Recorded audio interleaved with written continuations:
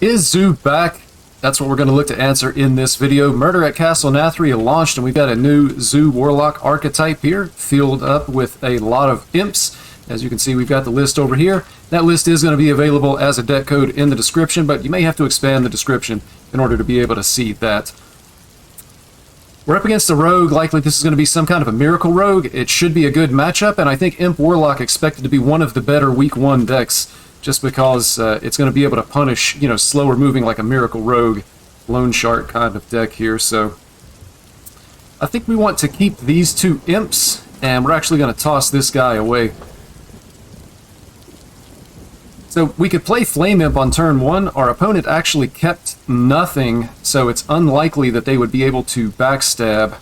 And it's just 3 power on the board versus simply just having the 1-3. So we're going to get down the 3-2 here.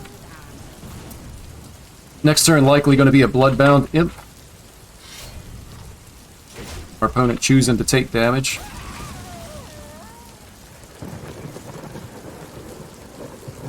And we're going to keep to our plan here. We're going to get down the 2-5. So in this specific scenario, the 1-3 would have been better. But with our opponent keeping nothing, I think it's fine for us to have made the play the way we did. Looks like a pretty straightforward Imp gang boss. We just want to spend our mana, go as wide as possible, and we're going to ignore the board and just punch our opponent in the face here. Looks like we're actually playing against Secret Rogue, so again, not totally sure what's going to be in this deck. It's so early in the Murder at Castle Nathria expansion, we're not going to know exactly what's going to be going on with some of these decks.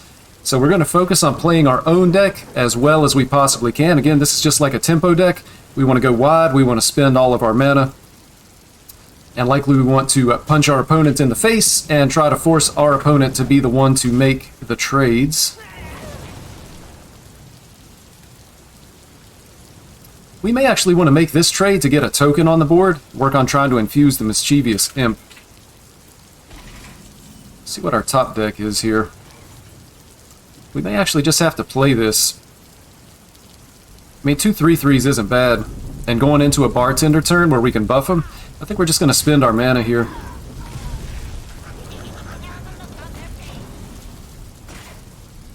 So next turn, assuming we have a decent board left, we're just going to get down this shady bartender.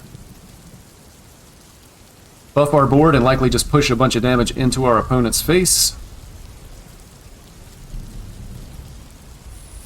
It's a hunter secret. It could be explosive trap, possibly. If it is, then they're going to get wrecked by the bartender. So I think we're just going to go ahead and get our bartender down. If it's explosive, doesn't do very much. If it's freezing, we would want to bounce back. Probably the Imp Gang boss, I would think. Try to keep our bigger, higher attack minions on the board. Explosive wouldn't really do a whole lot, so I expect that this will end up being... Oh, no. So our opponent there didn't really discover an impactful secret. It must have been maybe a snake trap. No idea, and just an easy win. Easy win. Zoo, it could be back. Ready for another game. Looks like we've got Priest this time. Not totally sure what Priest this is going to be. It's the first Priest that I've played of the expansion. We're just going to throw all this back and look for minions to play. We'll keep the Bloodbound Imp. One of the things from that last game, just to revisit a little bit, is you can see that when a Zoo Warlock is good, it just rolls over the weird stuff. You know, decks are going to fold to the board pressure that we're able to put out. And we're just going to get down our Flame Imp. It'll challenge this. We don't want a coin. We're not going to summon a bunch of extra stuff on the board. Another option here would have been to play Voidwalker, but that doesn't necessarily allow us to kill the Trogg next turn. We're going to be able to free ourselves up. Looking like this is maybe an aggressive version of Priest. I don't know, it seems a little bit strange. Just going to go ahead and play our 2-5 here. And again, you know, typically we probably want to go face as much as possible, but we will make the trade on the 1-2. Opponent's minions cost more, but only for one turn. Could just trade and demonic assault on the 1/2. Try to establish control of the board. Might actually just be better to get down the second Bloodbound Imp, although we could potentially be doing a lot of damage to ourselves like that, but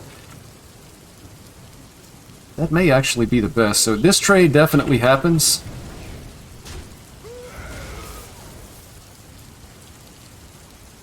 And I'm just going to get the Blood Imp down here. So what my thinking is, we'll be able to bump into the 3/5, and the Demonic Assault will be able to totally remove that 3/5 minion.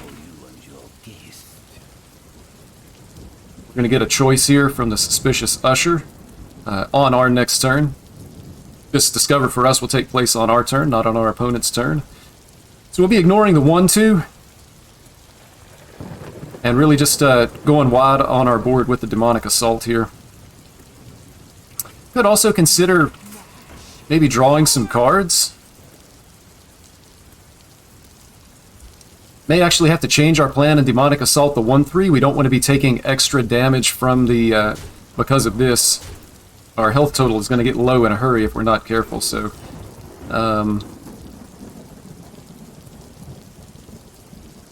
It has to be the Najak Hexen. They actually picked Bran. It's super interesting. So I think we actually just Demonic Assault the 1/3. And then we can go face with these, but we're going to be killing ourselves just as quickly as we're killing our opponent here. But this definitely has to die.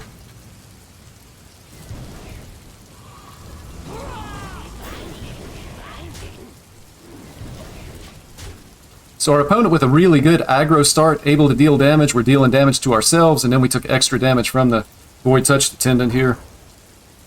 Priest location, very, very strong. They're going to be able to actually get through our taunts and deal an additional damage to our face. And we're still left with 2 minions on the board that we're actually killing ourselves with here. So unfortunately, this game is not looking good.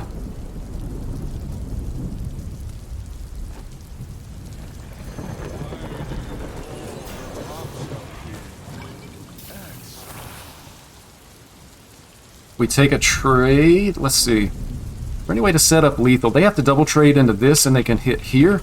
We're going to put ourselves to 7. We can set him to 18 and have 12 on the board, meaning we would need an additional 6, which would mean Bartender and Imp King Rafam would potentially give us lethal next turn. I think we just have to go face and hope for the best here. Trading is not going to be a winning line. We could artificially extend the game 1 turn, maybe, but it doesn't put us any closer to winning. So this is the only way we're going to be able to set up lethal in this game. The other good thing about Zoo, you can see the turn timers over here. They're just quick games. If you're looking for quick games, Imp Warlock is going to be a good choice for you early in the expansion here. It's also possible we're just dead, or we're dead enough. If our opponent gets us down to 4, then we have no chance of being able to kill him. So, yeah, unfortunately they set us to 1 and we're just going to die when we attack here. I don't think there's anything in the deck that can actually save us. We just got ran over, which is interesting to think that we got ran over by a priest deck. So, we're just going to take our L. We go again. Up against Druid this time. No idea what Druid might be playing. Several different theory-crafted decks, so again, we're just going to focus on what we're doing on our side. That means we're going to be keeping the location here and looking for things to do. From that last possible game, just to revisit a little bit, it could have been a misplay to have 2 Bloodbound Imps on the board just because of how much damage I did to my own face, but it felt like with the hand that we had, there weren't necessarily better plays, but that is just something to keep in mind. And we are just going to play on curve here for the moment, save our coin, get the Void Walker down. Likely just going to be a location. Could consider playing the Bloodbound Imp. That might actually be better. Try to go wide with minions and, you know, just put more imps on the board so that the turn we do play this, we can actually get a bigger buff. And I believe I actually like that. We're we're just going to go ahead and get the minion down. Next turn, we could even consider coining out the imp, just to put 2 3/3s in play that would also be imps. And then we could play the location the following turn with an imp swarm and try to buff our minion. Looks like it's a deathrattle druid. And because druid doesn't have a way to be able to sweep the board, I think we actually just play this, the location, and buff our imp here. Could trade to look for something better, but I think just going wide is going to be the way that we're going to want to pressure this druid. And we're going to want to buff one of our minions that's actually attacking this turn. So we got a big 6/9 in play now to be able to hit our opponent. Next turn, we likely just play this imp to go even wider, and then the following turn we have another very strong location play. Could consider actually just coining the bartender, buffing everything that we have on the board even further to be able to damage our opponent's face. That's probably better than playing this. It just puts so many more stats in play. Our opponent's ramping, but we're just going to buff our board. Nice and wide. Doing a lot of damage to our opponent's face. This is also going to be really good against something like a Scale of Onyxia. If they play that, they're only going to get 6 whelps because the location is here. It's going to take 3 just to kill this.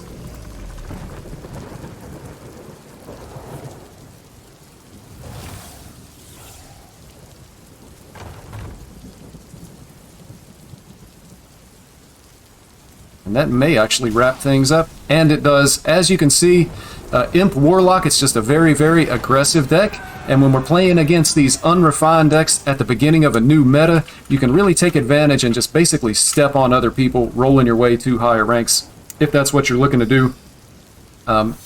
Imp Zoo Warlock, probably a very, very strong deck for the first day or the first week of this format. Just keep in mind, my personal recommendation is that you do not craft any cards for the first week or two for a couple of reasons. Number one, this deck may actually be bad. If you craft like an Imp King Rafam and Imp Warlock isn't any good, then you've just wasted your dust on this card if this deck actually isn't good enough as the meta evolves. It takes the community usually a week or two to be able to find out what decks are the best decks in the format, and then we can go from there. Also keep in mind, you may not want to disenchant cards if you're planning on doing some crafting, because we know that in about 2 to 3 weeks, Blizzard is going to make balance adjustments. They've said as much on Twitter. It's what they've done in their recent history. And so your disenchants could actually be more valuable. So I know a lot of people don't want to hear it, but if you're trying to min-max your collection and you're not going to have a full set of Murder at Castle Nathria, patience is going to be the key. That's what I would recommend at least. I'm Uncorrupt. Thank you for watching. Good luck out on the ladder.